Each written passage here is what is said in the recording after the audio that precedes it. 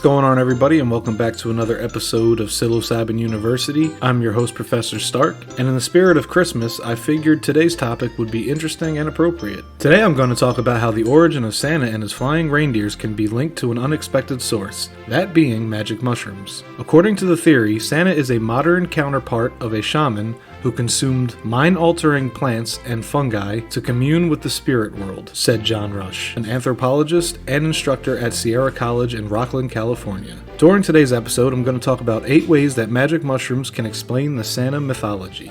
So the first connection I'm going to go over that links potentially magic mushrooms with the holiday of Christmas is that Arctic shamans used to give out magic mushrooms during winter solstice. According to this theory, the legend of Santa's origin derives from shamans in Arctic regions who would go around to people's homes with a bag full of hallucinogenic mushrooms as presents in late December. As the story goes, up until a few hundred years ago, these practicing shamans or priests connected to the older traditions would collect Amanita muscaria, the holy mushroom, dry them and then give them as gifts on the winter solstice. Because snow was usually blocking doors, there was an opening in the roof through which people entered and exited, thus the chimney story. Connection number 2. Mushrooms like gifts are found under pine trees. This is just one of the symbolic connections between the Amanita muscaria mushroom and Legend of Christmas. In the book Mushrooms and Mankind, the author James Arthur states that Amanita muscaria lives throughout the northern hemisphere under birch trees, with which the fungi, which are deep red with white flecks, have a symbiotic relationship. This would likely at least partially explain the practice of the Christmas tree, as well as the placement of bright red and white presents underneath it, which look like Amanita mushrooms.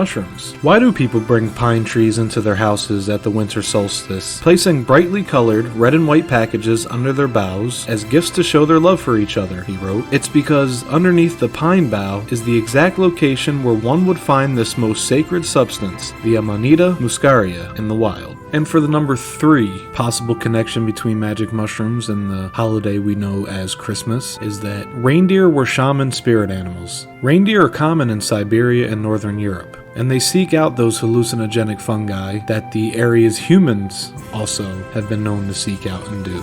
So it is widely believed that the whole reindeer flying thing was come about from basically Siberians tripping balls and just basically watching these reindeers prance around and just hallucinating that they were flying. So that kind of partially explains the flying reindeer thing.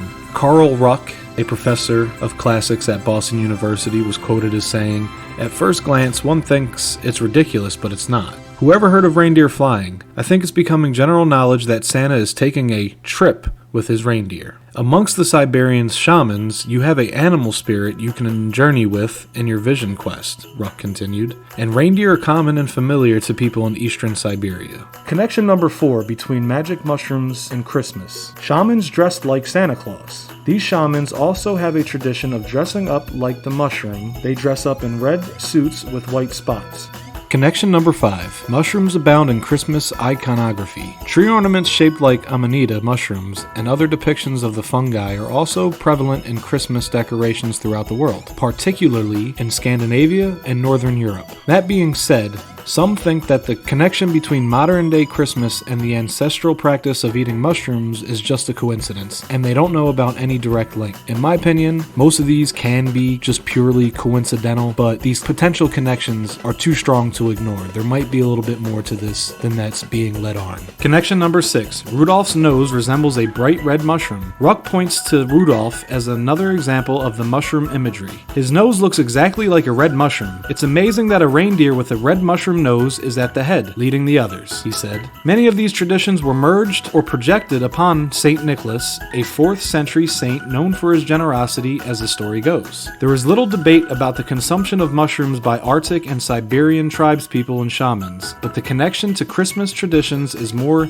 tenuous or mysterious, as Ruck put it. Connection number 7. A visit from Saint Nicholas may have borrowed from shaman rituals. Many of the modern details of the modern-day American Santa Claus come from the 1823 poem A Visit from St. Nicholas. which later became famous as "'Twas the Night Before Christmas." The poem is credited to Clement Clarke Moore, an aristocratic academic who lived in New York City. The origins of Moore's vision are unclear, although it's thought that the poet probably drew from Northern European motifs that derive from Siberian or Arctic shamanic traditions. At the very least, Santa's sleigh and reindeer are probably references to various related Northern European mythology. For example, the Norse god Thor, known in German as Donner, flew in a chariot drawn by two goats, which have been replaced in the modern retelling by Santa's reindeer. And finally, last but not least, but most certainly obvious, is connection number 8. Santa is from the Arctic.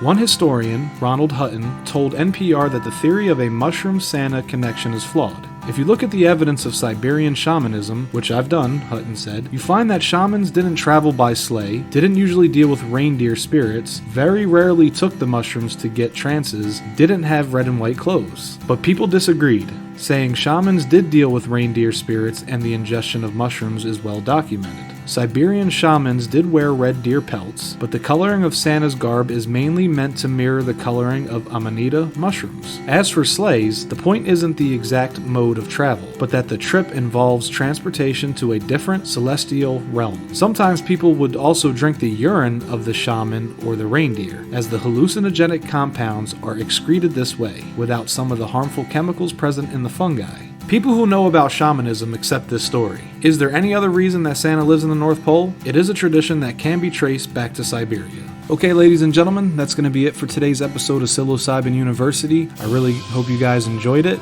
This episode was made in the spirit of Christmas. Like I had mentioned in the beginning of the episode, I figured that it would be appropriate and interesting that I presented this information to you guys around Christmas time, because whether you buy into it or not, I mean, there are some coincidences or connections to the Christmas story and magic mushroom use. Now, make of it what you will. I'm not saying I'm completely sold that the whole reason that Christmas exists is because of magic mushrooms, but it's definitely food for thought. And I figured, like I said, in the spirit of Christmas, that you guys might want to hear this stuff and kind of work it out in your own minds. So once again, I'd like to remind everybody to follow us on Instagram and Twitter, as well as subscribe to our YouTube page.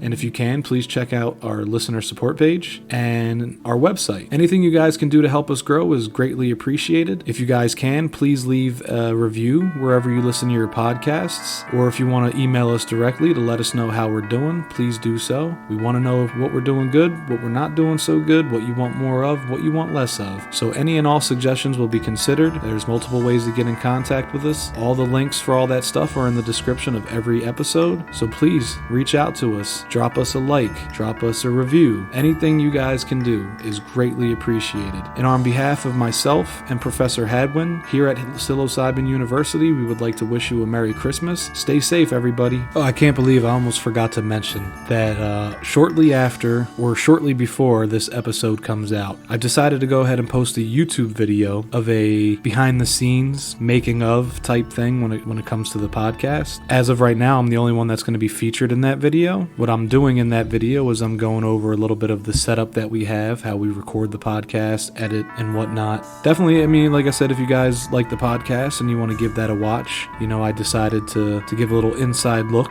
into the behind the scenes. That way you guys could get to know me a little bit, kind of put a face to the voice. So that's definitely going to be on YouTube shortly after or shortly before this episode comes out. So I guess that's kind of my little gift to the Psilocybin University fans out there. I hope you guys enjoy that content, and if you want me to do more stuff like that, please like, comment, subscribe, and I can definitely accommodate that.